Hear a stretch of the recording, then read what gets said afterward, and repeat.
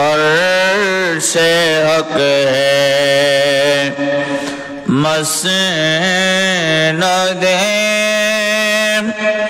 رفعت رسول اللہ کی دیکھنی ہے حشر میں عزت رسول اللہ کی اللہم صلی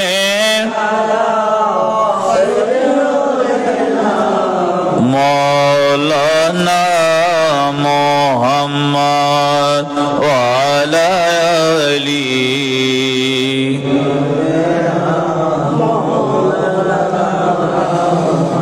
صلاة یا رسول اللہ علیکم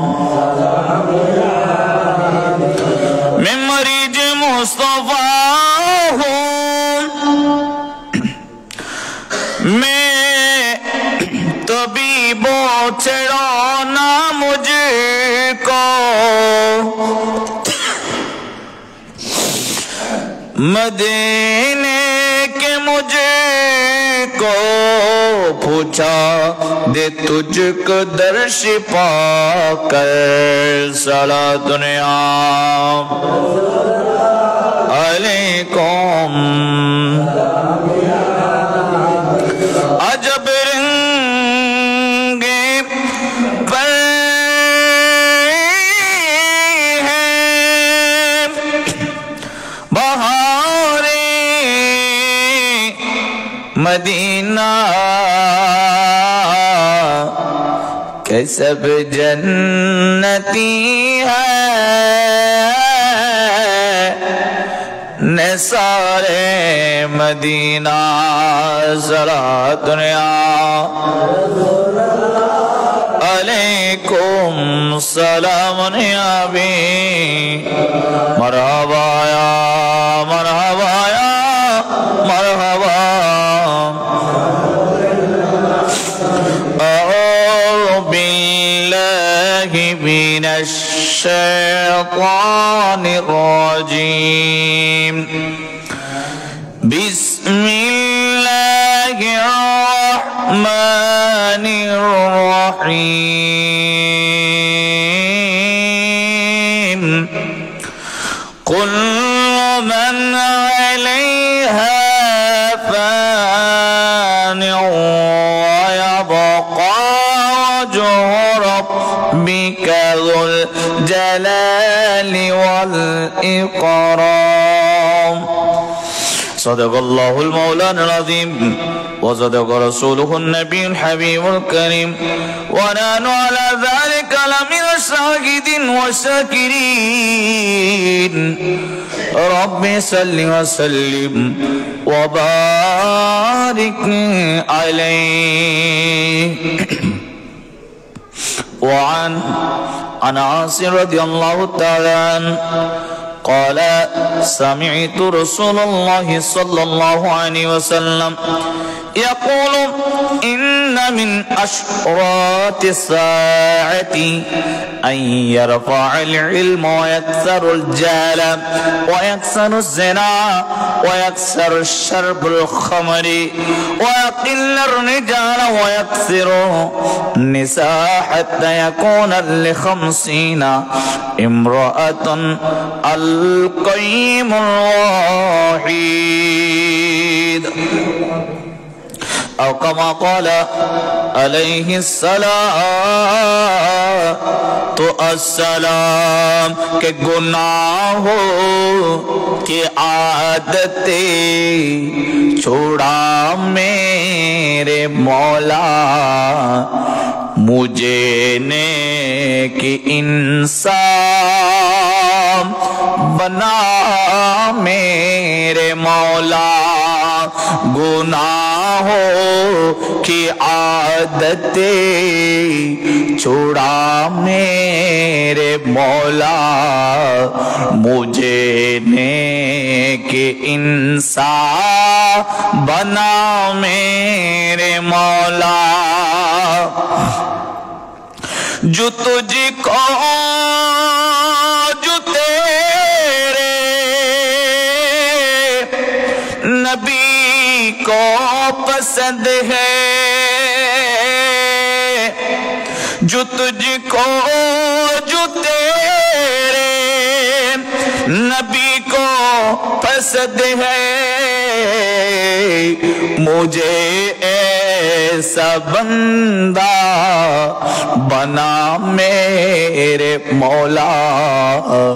मुझे नेकी बंदा बना मेरे मौला। गुनाहों की आदतें छुड़ा मेरे मौला। मुझे नेकी इंसान बना मेरे मौला। गुनाह की अभ्यास छोड़ा मेरे मौला। मुझे नेकी इंसान बना मेरे मौला। अल्हम्दुलिल्लाह। ঐতিহ্যবাহী হাটহাজারী মির্জাপুর মোমিনিয়া কেন্দ্রীয় জামে মসজিদের আগত মুসল্লিন কিরাম, মুরবিন ইজাম, নওজওয়ান, ছোট্ট ছোট্ট মাসুম বাচ্চারা, পর্দার অন্তরালে বসে যারা আজকের এই মাইক্রোফোনের মাধ্যমে তাকরীর শুনতে লাগলেন, প্রত্যেকে আমি গুনহেগারের সালাম গ্রহণ করবেন। আসসালামু আলাইকুম ওয়া রাহমাতুল্লাহি ওয়া বারাকাতুহু। মহান রব্বুল আলামিনের দরবারে শুকরিয়া আদায় করছি যে রব্বুল আলামিন শীতের মৌসুমে আমাদেরকে মালিকে মুনিবের ডাকে সাড়া দিয়ে আজকের এই বান্দা হিসেবে বন্দী করার জন্য আল্লাহর ঘর মসজিদে এসে বসে ইবাদত বন্দেগী রিয়াজত করার সুযোগ দান করেছেন। সে রব্বুল আলামিনের দরবারে শুকরিয়াতে জবান কোলে মন থেকে একটিবার বলেন আলহামদুলিল্লাহ। নবী আকরাম সরকার দো আলম নূরে মুজস্সম রহমতুল্লিল আলামিন নবী, সাকে কৌসার নবী, মালিকে জান্নাত নবী, কাসিমে নিয়ামত নবী, নবী মুহাম্মদ রাসূলুল্লাহ সাল্লাল্লাহু আলাইহি ওয়াসাল্লামের দরবারে লক্ষ কোটি দরুদ সালামের হাতে প্রেরণ করছি। আল্লাহ এই গোলামদের, পাগলদের, প্রেমিকদের দরুদ সালামের হাদিয়া আমার নবীর রওজায়ে আকদাসে পৌঁছায় দিন। চিৎকার দিয়ে বলুন না আমিন। সম্মানিত মুসলিম ইকরাম, এক টুকরা আয়াত কারিমা তেলাওয়াত করছিলাম। আল্লাহ জাল্লা মজদুহু ওয়া তাআলা যদি তৌফিক দান করে, রসুল আকরাম রসুল আরবি সাল্লাল্লাহু আলাইহি ওয়াসাল্লামের যদি নজর করম হয়, জয়নুল্লাহ মুমিন শাহ রহমান নজর করম যদি হয়, আপনাদের দোয়া যদি থাকে, অত্র আয়াতের কিঞ্চিত আলোচনা করব। আল্লাহ আমাকে আপনাকে সকলকে বুঝার তৌফিক দান করুক। চিৎকার দিয়ে বলুন আমিন। আল্লাহ বলছেন সূরা আর রহমানের 26 এবং 27 নম্বর আয়াত তেলাওয়াত করেছে। অত্র আয়াতে আল্লাহ বলছেন বিসমিল্লাহির রহমানির রহিম, কুল্লু মান আলাইহা ফান। কুল্লু প্রত্যেকটি, মান আলাইহা ফান এই পৃথিবীর প্রতিটি বস্তু, প্রতিটি জিনিস ধ্বংস হয়ে যাবে। ওয়া ইয়াবকা ওয়াজহু রাব্বিকা যুল জালালি ওয়াল ইকরাম। একটি জাত ধ্বংস হবে না, তিনার নাম হচ্ছে আমার আপনার সকলের প্রতিপালক। এই পৃথিবীর সব কিছু ধ্বংস হয়ে যাবে। আমি আপনি, মসজিদ, মাদ্রাসা, ইল্ডিং, বিল্ডিং, আসমান, জমিন, পাহাড়, পর্বত, নদী, নালা, 18,000 মাখলুকাত আল্লাহ যত সৃষ্টি করেছেন সব কিছু ধ্বংস হয়ে যাবে। থেকে যাবে আমার আপনার প্রতিপালক লা ইলাহা ইল্লাল্লাহ, সুবহানাল্লাহ। ওই রব্বুল আলামিন থেকে যাবে। আমার নবী বলছেন, নবীকে জিজ্ঞাসা করা হলো, ইয়া রাসূলুল্লাহ কখন সবকিছু ধ্বংস হয়ে যাবে? আমার নবী বলছেন যখন কিয়ামত হয়ে যাবে। আমার নবী বলছেন যখন কিয়ামত হয়ে যাবে, সবকিছু ধ্বংস হয়ে যাবে। আমার নবীকে সাহাবায়ে কেরাম জিজ্ঞাসা করছেন, ইয়া রাসূলুল্লাহ, কিয়ামত কি হুট করে চলে আসবে? আমার নবী বলছেন না, হুট করে কিয়ামত চলে আসবে না। কিয়ামত চলে আসার আগে কিছু চিহ্ন দুনিয়ার জমিনে চলে আসবে। এগুলো চলে আসলে তোমরা মনে করবে কিয়ামত অতি নিকটে। আমার নবীর দরবারে সাহাবায়ে কেরাম জিজ্ঞেস করলেন, ইয়া রাসূলুল্লাহ, ইয়া হাবিবাল্লাহ, কিয়ামত কখন হবে? চিহ্ন আছে কি?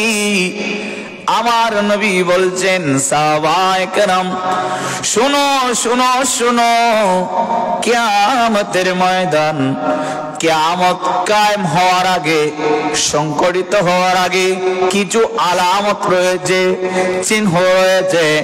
আমার নবী বলছেন, আন আনাস রাদিয়াল্লাহু তাআলা আন قال سمعت رسول الله صلى الله عليه وسلم, আনাস রাদিয়াল্লাহু তাআলা বর্ণনা করেছেন, উনি বলছেন আমার নবী বলতে আমি নিজের কানে শুনেছি। সুবহানাল্লাহ। কি শুনেছেন? ইয়াকুলু ইন্না মিন আশরাতিস সাআতি, কিয়ামতের ময়দান কায়েম হওয়ার আগে, কিয়ামত আসার আগে আগে কয়েকটি চিহ্ন, বেশ কয়েকটি চিহ্ন দুনিয়ার জমিনে ভেসে উঠবে, দুনিয়ার জমিনের মানুষ দেখতে পাবে। ইয়া রাসূলুল্লাহ, ইয়া হাবিবাল্লাহ, সে চিহ্ন কি ইয়া রাসূলুল্লাহ একবার বলেন না। আমার নবী বলছেন, আইয়ারফা আল ইলমা, প্রথম নম্বর হচ্ছে দুনিয়ার জমিন থেকে দ্বীনের ইলম উঠে যাবে। নাউজুবিল্লাহ বলেন। প্রথম নম্বর কি? দ্বীনের ইলম উঠে যাবে, সত্যিকারের ইলম উঠে যাবে। মানুষের ভিতর দ্বীন ধর্মের ইলম লোপ পাবে, সত্যিকারের দ্বীনের ইলম লোপ পাবে, কমে যাবে। তখন মনে করবে এটাই কিয়ামতের একটি আলামত। আল্লাহ আমাদের বুঝার তৌফিক দান করুক, আমিন বলেন। ইয়া রাসূলুল্লাহ, ইয়া হাবিবাল্লাহ, এরপরে কি রয়েছে? আমার নবী বলছেন, ওয়ায়াকসিরুজ জাহাল, অর্থাৎ পৃথিবীর জমিনের মধ্যে মূর্খ বেড়ে যাবে, অজ্ঞতা বেড়ে যাবে, অজ্ঞতা ব্যক্তি বেড়ে যাবে। এখানে অজ্ঞতা বলতে আমরা দেখি বারংবার এমন কোন পরিবার নাই, এমন কোন সমাজ নাই যে সমাজের মধ্যে, যে পরিবারের মধ্যে মানুষ শিক্ষা অর্জন করছে না, ঠিক কিনা? আমার নবী, ইয়া রাসূলুল্লাহ, জেহেল বেড়ে যাবে, মূর্খতা বেড়ে যাবে, মানে কি? বলে সত্যিকারের জ্ঞান দুনিয়ার জমিন থেকে মুছে যাবে। মানুষ জ্ঞান অর্জন করবে অন্য মানুষকে ধোঁকা দেওয়ার জন্যে, ঠিক কিনা? এখন আপনি যেখানে যান দেখবেন মানুষ জ্ঞানী হয়েছে কিন্তু মানুষকে ওই জ্ঞান দ্বারা ধোঁকা দিচ্ছে, ঠিক কিনা? ওই জ্ঞান দ্বারা কি দিচ্ছে? ধোঁকা দিচ্ছে। জ্ঞানী মানুষ জ্ঞান দিয়ে মানুষের সাহায্য করবে, এটা নিয়ামতের আলামত। কিসের আলামত? নিয়ামতের। আর জ্ঞানের মানুষ জ্ঞান দিয়ে যখন মানুষকে ঠেকায় ফেলে, মানুষকে কষ্ট দিবে, তখন এটা হবে কিয়ামতের আলামত। যখন এলমদার ব্যক্তি এলম দিয়ে মানুষকে সাহায্য করবে, সহযোগিতা করবে, এটা হচ্ছে নিয়ামতের আলামত। সালা দুনিয়া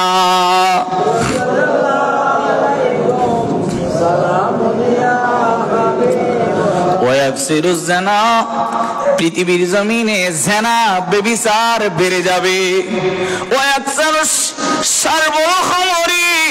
দুনিয়ার জমিনের মানুষ মদ্যপান করবে, মদের লাইসেন্স দিয়ে মদের দোকান খুলে দিবে, মানুষ ওপেন মদ পান করবে, মদ্যপান করে রাস্তায় রাস্তায় ঘুরে বেড়াবে, এমন একজন মানুষ পাওয়া যাবে না। তাদেরকে বারণ করবে, বান্দা তুই তো মুসলমান, মদ খাওয়া হারাম, মদ খাওয়া থেকে তুই একটু বিরত থাক না, এমন একজন বান্দা পাওয়া যাবে না। বান্দারে, এই অবস্থা যখন দুনিয়ার জমিনে চলে আসবে, আমার নবী বলছেন এটাই কিয়ামতের আলামত। আল্লাহ এই আলামত, এই কিয়ামতের আলামত আমাদের কি বোঝার তৌফিক দান করুক, আমিন বলেন। আমিন। এরপর বলছেন ওয়াকিল্লার রিজাল, পুরুষের সংখ্যা কমে যাবে, পুরুষের সংখ্যা কমে যাবে। ওয়াকসারুন নিসা, মহিলাদের সংখ্যা, মেয়েদের সংখ্যা বেড়ে যাবে। বর্তমান সমাজে আপনারা দেখবেন, আমি স্কুলের একজন হেড মাওলানা 3 বছরের দায়িত্ব পালন করছিলাম, হাই স্কুলের হেড মাওলানার দায়িত্ব 3 বছর পালন করছিলাম। আমি এখন নিজের 2টা প্রতিষ্ঠান দেওয়ার কারণে, প্রতিষ্ঠান পরিচালনা করার কারণে আমাকে ওই দায়িত্ব থেকে নিজেকে অব্যাহতি দিতে হয়েছে, সরে আসতে হয়েছিল। আমি দেখছিলাম ওই প্রতিষ্ঠানে একটা আমাদের ক্লাসরুমের মধ্যে এক রুমে 3টা সারি টেবিল, কয় সারি? 3 সারি, প্রতিটা রুমে এভাবে 6 2 সেকশনে ভাগ, 7 2 সেকশনে, এক সেকশনে 150 ছাত্র রয়েছে, শিক্ষার্থী রয়েছে। আমি প্রতিটি ক্লাস আমি পর্যবেক্ষণ করে দেখলাম যে 3 সারির মধ্যে, এক রুমে 3 সারির মধ্যে প্রতি ক্লাসে 2 সারি মেয়েদের দখলে আর 1 সারি ছেলেদের দখলে। 2 সারি মেয়েদের দখলে, 1 সারি ছেলেদের দখলে, তাও অর্ধেক কিছু ক্লাসের মধ্যে। তাহলে বোঝা যায় বর্তমান সমাজে ছেলেদের চেয়ে মেয়েদের সংখ্যা বেশি, ঠিক কিনা? আমি কি বলছি? আপনারা একটু পর্যবেক্ষণ করে দেখবেন, যে কোনো শিক্ষা প্রতিষ্ঠানে গিয়ে দেখবেন, মাদ্রাসায় যান, আপনি স্কুলে যান, যেখানে যান না কেন, আপনি দেখবেন যে পুরুষের চেয়ে নারীর সংখ্যা বেশি। পুরুষের চেয়ে, বাজারে যান, বর্তমান যুগে বাজারে যান, মার্কেটে যান, যেদিকে যান না কেন, আপনি দেখবেন পুরুষের চেয়ে নারীর সংখ্যা বেশি। আমার নবী বলছেন ওয়াকিল্লার রিজাল, পুরুষদের সংখ্যা কমে যাবে, মেয়েদের সংখ্যা বেড়ে যাবে। বান্দা, এটাই কিয়ামতের আলামত। আমার নবী বলছেন শুধু বেড়ে যাবে না, হাত্তা ইয়াকুনু লিখামসিনা ইমরাতুন, 50 জন মেয়েদেরকে গাইডলাইন দেওয়ার জন্য একজন পুরুষ থাকবে, যে 50 জন মহিলাকে গাইডলাইন দেওয়ার জন্য একজন পুরুষ থাকবে। যখন এই অবস্থা চলে আসবে, বান্দা তোমরা মনে করবে কিয়ামত সন্নিকট, কিয়ামত সন্নিকট। আমার নবীর কাছে জিজ্ঞাসা করা হলো, ইয়া রাসূলুল্লাহ, কিয়ামতের আলামত আর আছে নাকি? হযরত আলী রাদিয়াল্লাহু তাআলা বর্ণনা করেছেন, علي رضي الله تعالى قال رسول الله صلى الله عليه وسلم يوشك أن يأتي على الناس زمان, মানুষের মাঝে এমন একটি সময়, এমন একটি কাল চলে আসবে, এমন একটি মুহূর্ত চলে আসবে, এমন একটি দিন চলে আসবে, লা ইয়াবকা মিনাল ইসলামি ইল্লা ইসমুহু, ইসলাম থাকবে নামের, ইসলাম থাকবে শুধু নামের, ইসলামের কিছু দুনিয়ার জমিনে থাকবে না, শুধু ইসলাম নামের থাকবে, কাজের কোনো ইসলাম থাকবে না। বান্দারে এই সময় যখন চলে আসবে, এই মুহূর্ত যখন চলে আসবে, বান্দা তোমরা মনে করবে এটাই কিয়ামতের আলামত। এটাই কিসের আলামত? কিয়ামতের আলামত। আমার নবী বর্ণনা করছেন, ওয়ালা ইয়াবকা মিনাল কুরআনি ইল্লা ইসমুহু, কোরআন থাকবে, একটা গাইডলাইনের মতো কোরআন থাকবে, কোরআনের অক্ষর সমূহ থাকবে, কিন্তু কোরআন থাকবে অক্ষরের মধ্যে সীমাবদ্ধ, কোরআনের কিছু মান্য দুনিয়ার জমিনে করবে না, কোরআনের শুধু নামই থাকবে, অক্ষরে থাকবে, কোরআন শরীফের আমল কোরআন শরীফের ভিতর সীমাবদ্ধ থাকবে, কোরআন সুন্নাহর কথা দুনিয়ার জমিনের মানুষ মান্য করবে না, এটাই কিয়ামতের আলামত। আমার নবী বলছেন, মাসাজিদুহুম আমিরাতুন, মসজিদ সমূহ হবে জাঁকজমকপূর্ণ, মসজিদের মধ্যে ঢুকলে মনে হবে আমরা জান্নাতের মধ্যে ঢুকে গিয়েছি, জান্নাতে প্রবেশ করছি, মসজিদ সমূহ হবে জাঁকজমকপূর্ণ। হাদিসে পাকে এলান হচ্ছে, ওহিয়া খরাজু মিনাল হুদা, কিন্তু মসজিদের হেদায়েত শূন্য থাকবে, মসজিদ জাঁকজমকপূর্ণ থাকবে, মসজিদের মধ্যে মুসল্লি থাকবে না। আল্লাহ আমাদেরকে এই সময় থেকে ইবাদত করো, চিৎকার দিয়ে বলুন আমিন। মসজিদ থাকবে কিন্তু মুসল্লি দেখবেন আপনি গ্রামে, এই মসজিদের মধ্যে আমি একদিন মৌসুমে আসছিলাম, অন্তত 3 কাতার মুসল্লি আমি দেখছিলাম, আলহামদুলিল্লাহ বলেন না। কিন্তু এমন কতগুলো মসজিদ আছে যে মসজিদের মধ্যে নামাজ পড়ায় শুধু ইমাম সাহেব এসে ইমাম সাহেব নামাজ পড়ে চলে যায়, জুমার দিন আসলে মসজিদ পুরাই যায়, কিন্তু পাঞ্জাগানা নামাজে 3 জন 4 জন এভাবে মুসল্লি পাওয়া যায়। আমি কথা বলছি এটা ঠিক কিনা? না ঠিক মানে বলছি নয়। শুক্রবারের দিন আসলে মসজিদ ফুরায় যায়, এগুলো কি ফেরেশতা আসছে? জুমার দিন মানুষ যেগুলো আসছে এগুলো কি ফেরেশতা আসছে? কে আসছে? মানুষ। কোত্থেকে আসছে? অত্র এলাকারই মানুষ নাকি? অত্র এলাকার মানুষ না? কে আমি ভুল বলছি?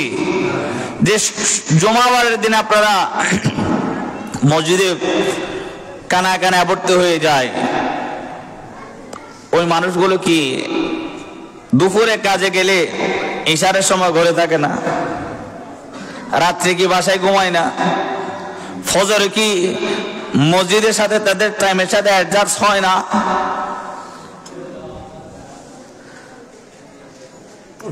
জুমার দিন যদি ওনাদের সময়ের সাথে জুমা পড়ার জন্য আসতে পারে, ফজরের নামাজে আসতে পারে, ফজরের টাইমে তো কোনো মানুষের কাজ নাই, আছে বলে আমার মনে হয় না, ঠিক কিনা?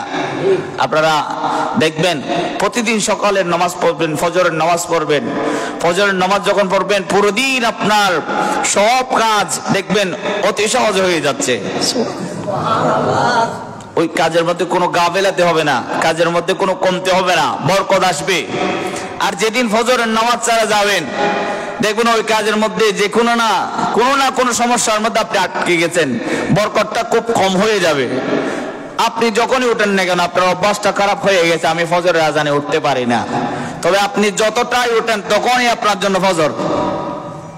আপনি যখনই উঠেন তখন আপনার জন্য কি ফজর মনে করে কাজা হলেও পড়ে নেবেন, কাজা হলেও পড়ে নেবেন, দেখবেন আপনার পুরো দিন শরীরটা কি সতেজ। আলহামদুলিল্লাহ বলেন না? নামাজ হচ্ছে প্রতি ইবাদতের শ্রেষ্ঠ ইবাদতের নাম নামাজ। যে ব্যক্তি নামাজ পড়ে ওনার ভিতর আল্লাহ একটা বরকত দেয়। যে ঘরের মধ্যে নামাজ হয়, মহিলারা নামাজ পড়ে না, যে ঘরের মধ্যে নামাজ হয় ওই ঘরের মধ্যে আল্লাহর রহমত হয়। আমার নবী সুন্নত পড়তেন ঘরের মধ্যে, আর ফরজ পড়তেন মসজিদে গিয়ে। সুন্নাত পড়তেন কোথায়? ঘরে। আমরা তো ঘরে এখন নামাজ পড়ি না, একটা পেশ মশাল্লা খুঁজলেও অনেক সময় পাওয়া যায় না। বলে যে এটা আমরা আছে, তার মালিতে ভাঁজ করে রেখে দিয়েছি, এটা রেখে দেওয়ার জিনিস, ঠিক কিনা?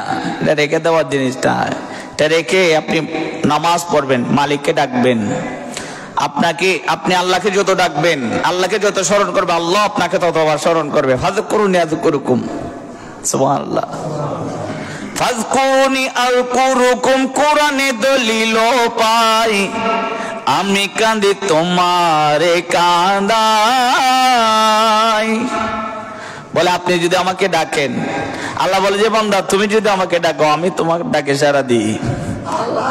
তুমি আমাকে স্মরণ করছো, আমি তোমাকে স্মরণ করি। তাহলে নামাজের নাম নামাজ দেওয়া হয়েছে। নামাজের মধ্যে শুরু থেকে শেষ পর্যন্ত সব আল্লাহর জিকির, ঠিক কিনা? নামাজকে নামাজ দেওয়া হয়েছে। নামাজ অর্থ তাসবিহ, নামাজ শব্দের অর্থ সালাত, শব্দের অর্থ তাসবিহ, সালাত শব্দের অর্থ তাহলিল, সালাত শব্দের অর্থ জিকির, সালাত শব্দের অর্থ দরুদ। নামাজের ভিতর দরুদ আছে না নাই? নামাজের ভিতর আল্লাহর জিকির আছে না নেই? আছে, বলে তো নামাজের নাম নামাজ। এজন্য সর্বশ্রেষ্ঠ ইবাদতের নাম কি? নামাজ। আপনারা নামাজ পড়বেন বেশি বেশি, দেখবেন আপনাদের তকদির খুলে যাবে, ভাগ্যের দরওয়াজা খুলে যাবে। যেদিকে যাবেন সেদিকে ভাগ্যের হাতছানি দিবে আপনাকে। আসেন সালাতুন ইয়া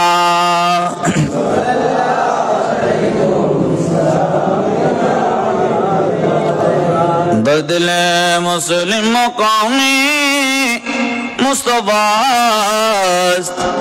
আবে রোয়ে মা জনাবে মুস্তফা সালাতুন ইয়া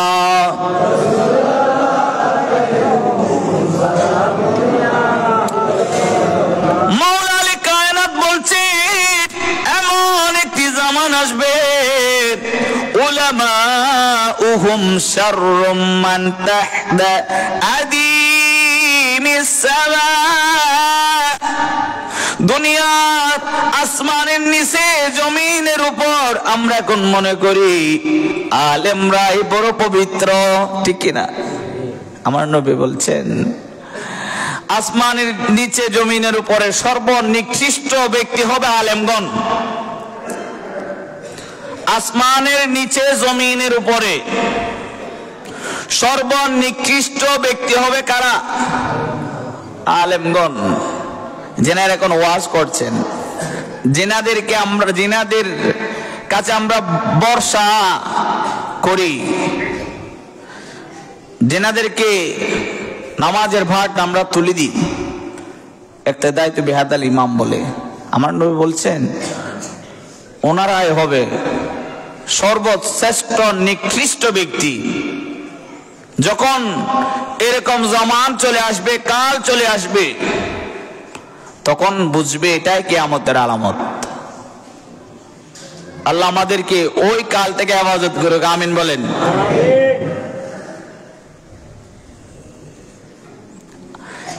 এটার নাম ইলমে গায়েব। এটার নাম কি? ভবিষ্যতের কথা যিনি বলে দিচ্ছেন। আমার নবী এখন কে আছে? এখন কি আমার নবী আছে? নেই। আমার নবী তখনই বলে দিয়েছেন সালাতুন ইয়া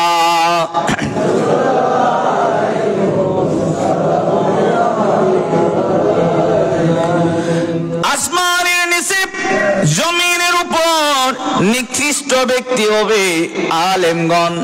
মিন ইনদিহিম তাখরুজুল ফিতনাতু ওয়া ফীহিম তাউদ। তাদের মাধ্যমে দুনিয়ার জমিনে ফিতনা বের হবে। ওই ফিতনায় পড়ে কিছু মানুষ এদিকে, কিছু মানুষ ওইদিকে, কিছু মানুষ ভালো পথে এভাবে দুনিয়ার জমিন চলতে থাকবে। আমার নবী বলছে সেই ফিতনাবাজ আলেম থেকে তোমরা সরে দাঁড়াইবা, তোমরা হক পন্থীদের সাথে সদা সর্বদা থাকবা। ইহদিনাস সিরাতাল মুস্তাকিম সিরাতাল্লাযীনা আন'আমতা আলাইহিম গায়রিল মাগদুবি আলাইহিম ওয়ালাদ-দাল্লিন।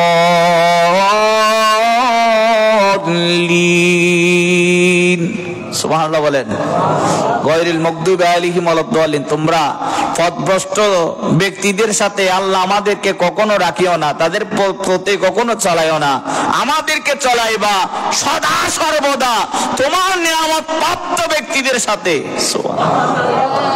ওনারা কখনো আসমানের নিচে জমিনের উপরে নিকৃষ্ট ব্যক্তি হতে পারে না।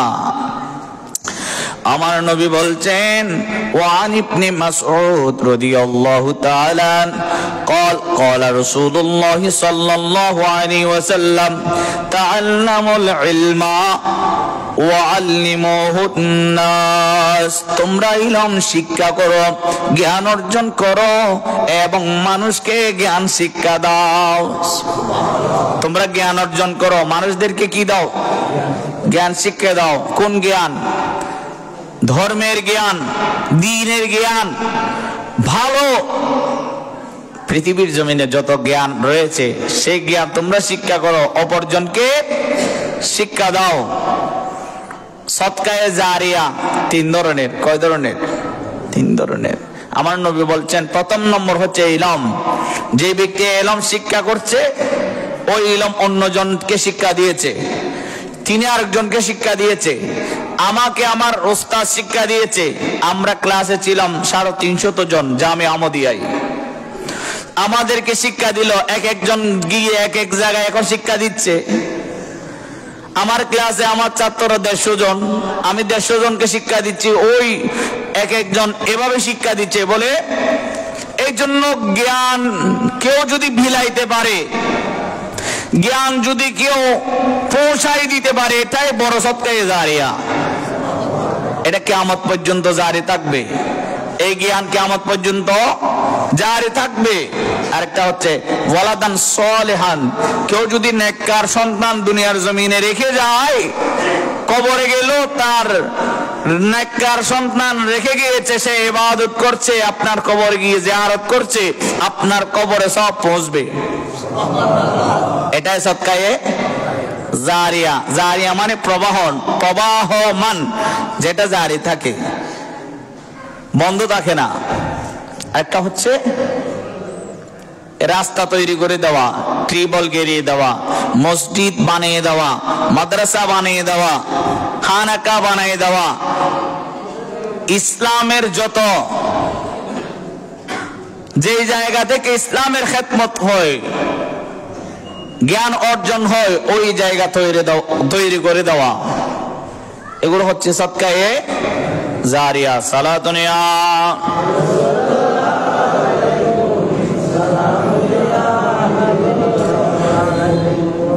তাআল্লামুল ফরাইদ ওয়াল ইলমু হান্নাস।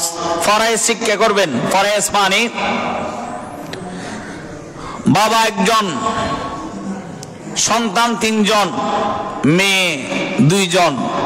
বাবার সম্পদ ওনাদের মাঝে কিভাবে বন্টন হয়, কিভাবে বিলিয়ে দেব, কিভাবে সমানভাবে তাদের কাছে দিয়ে দিব, কেউ যেন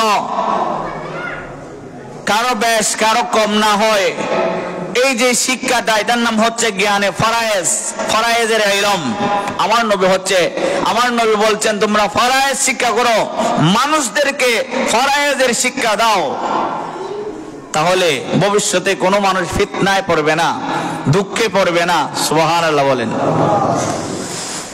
আমার নবী বলছেন ফাইন্নিমরাআতু মাকবুদুন। আমার নবী বলছেন আমি নবী মুস্তাফা থাকবো না, আল্লাহ আমি নবী মুস্তাফাকে উঠে নিবে। ওয়াল্লিমু সায়াকুবাদু ওয়ায়াজহারুল ফিতনাতু। আমি নবী দুনিয়ার জমিন থেকে ইলম উড়ে যাবে। ইলম উঠে গিয়ে মানুষ মূর্খদেরকে ইমাম বানবে। ওই ইমামগণ দুনিয়ার জমিনে ফিতনা ছড়িয়ে দিবে। হাত্তা ইয়াখতালিফু ইসনানি ফি ফরিদাতিন লা ইয়াজিদান। এমন কেমন সময় চলে আসবে, এখন তো আমরা সুন্নাত নিয়ে টানাটানি করি, বিদআত নিয়ে টানাটানি করি, আমরা নফল নিয়ে টানাটানি করি, এটা জায়েজ এটা জায়েজ নয়। আমার নবী বলছেন এমন একটি সময় আসবে একটা ফরজ ইবাদত নিয়ে মানুষ টানা হেঁচড়া করবে। ফরজ ইবাদত বলতে নামাজ ফরজ না সুন্নাত? ফজরের নামাজ ফরজ না সুন্নাত? ফরজ, ঠিক কিনা? এভাবে আমাদেরকে আল্লাহ রমজানের রোজা দিল, ফরজ না সুন্নাত? ফরজ। যাদের সামর্থ্য রয়েছে হজ করবে, হজ করাও ফরজ, ঠিক কিনা? এভাবে আল্লাহ দুনিয়ার জমিনে মানুষদেরকে অসংখ্য ফরজিয়ত দান করেছে। এমন ফরজিয়ত অবশ্যই পালন করতে হবে, না করলে গুনাহে কবিরা হবে। আমার নবী বলছেন এমন একটি সময় আসবে, মুহূর্ত আসবে, যে সময়ে মানুষ একটি ফরজ বিষয়কে নিয়ে টানা হেঁচড়া করবে। চিৎকার দিয়ে বলুন না নাউজুবিল্লাহ। ফরজ বিষয় নিয়ে পর্যন্ত টানাটানি করবে, এমন একটি সময় চলে আসবে। আল্লাহ ওই মুহূর্তদেরকে আমাদেরকে হেফাজত করুক, আমিন বলেন। সালাতুন ইয়া রাসূলুল্লাহ আলাইকুম। ওই ঘড়িটা একটু ঠিক করে দিবেন, মনে হয় ঘড়িটা চলছে না। আমি এখন দেখি 15 হয়ে গেছে, বারংবার ঘড়ির দিকে তাকাই, ঘড়ি তো নড়ে না। আল্লাহ আমাদেরকে কবুল করুক, আমিন বলেন। যারা দোয়া চেয়েছে প্রতিজনের দোয়া দরখাস্ত আল্লাহ কবুল করুক, আমিন। কিয়ামতের আলামত গুলো আমাদের থেকে সাবিত হবে, ঠিক কিনা? আল্লাহ এই কিয়ামতের আলামত সাবিত হওয়ার আগে আগে আমাদেরকে সংশোধন হওয়ার তৌফিক দান করুক, আমিন। আমার নবী বলছেন কিয়ামত আসার আগে আগে ফুরাত নদীতে স্বর্ণের পাহাড় উঠবে। ওই স্বর্ণের পাহাড়কে নিয়ে মানুষ মারামারি করবে। প্রতিজন বলবে, প্রতিজনের ইচ্ছা হবে আমি বেঁচে থাকবো, কিন্তু পক্ষান্তরে দেখা যাবে একজন অপরজন মারামারি করতে করতে 99 জনই মরে যাবে। 99 জনে কি মরে যাবে? পক্ষান্তরে কেউ স্বর্ণের খনি আর পাবে না। এটা কিয়ামতের আলামত। স্বর্ণের খনি আরবের মধ্যে, আরব ধুধু মরুভূমি, ধুধু মরুভূমি নয়, হাদিসে পাকে আসছে, সময় তো নাই বলছি না, ধুধু মরুভূমি। আমার নবী বলছেন এই মরুভূমির মধ্যে নদ নদী বের হয়ে যাবে এবং সুজলা সুফলা হয়ে যাবে, এটা সবুজ রূপ ধারণ করবে। এই মুহূর্ত যখন আসবে বান্দা, তোমরা মনে করবে কিয়ামত অতি নিকটে। কিয়ামত অতি নিকটে। কাজে আমরা তো দুনিয়া দুনিয়া করে ফানা হয়ে যাচ্ছি, নিজে এটা আমার এটা আমার এটা আমার করে আমরা ফানা হয়ে যাচ্ছি। আপনি একটু চিন্তা করছেন আপনি কি আপনার? আমরা বলে হাত আমার। হাত বলেন না, হাত কার? আপনাদের হাত আছে, বলেন হাতটা কার? নিজে নিজে বলে আমার। চোখ কার? আমার। নাক কার? মুখ কার? আমার। আমরা বলি সবকিছু আমার। আচ্ছা আমি আপনাকে প্রশ্ন করি, আপনার ভিতর আপনি কে? এটা আমাকে দেখাই দেন যে এটা আমি। হাত তো আপনার বলছেন, পা আপনার বলছেন, পেট আপনার বলছেন, মুখ আপনার বলছেন, আপনার ভিতরে আপনি কে? একবার চিন্তা করেন, আপনার ভিতর আপনি কে? আপনি কোনটা? একটু চিন্তা করলে আমরা দুনিয়ার সব কিছু ভুলে যাব, ঠিক কিনা? দুনিয়া দুনিয়া করে করো কেন ভাবনা, দুনিয়া তো দূরের কথা, তুমিও তোমার না, তুমিও তোমার না, ঠিক কিনা? আমিও আমার, আমার হলে তো থেকে যেতাম, কিন্তু একদিন চলে যেতে হবে, ঠিক কিনা? আল্লাহ আমাদেরকে কবুল করুক, আমিন।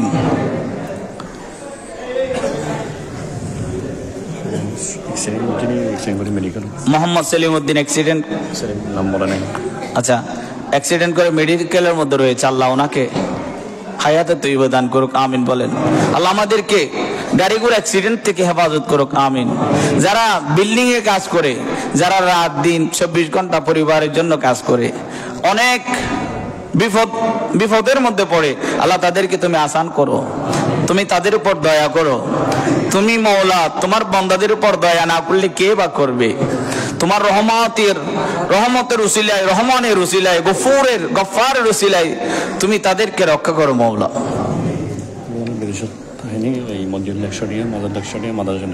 একজন মানুষ বিদেশ জমিনে থাকে, মসজিদের জন্য 100 টাকা, মাজারের জন্য 100 টাকা, মাদ্রাসার জন্য, কোন মাদ্রাসা? মাদ্রাসা আলিয়া মাদ্রাসার জন্য 100 টাকা। আল্লাহ ওনার দানকে কবুল করুক, আমিন বলেন।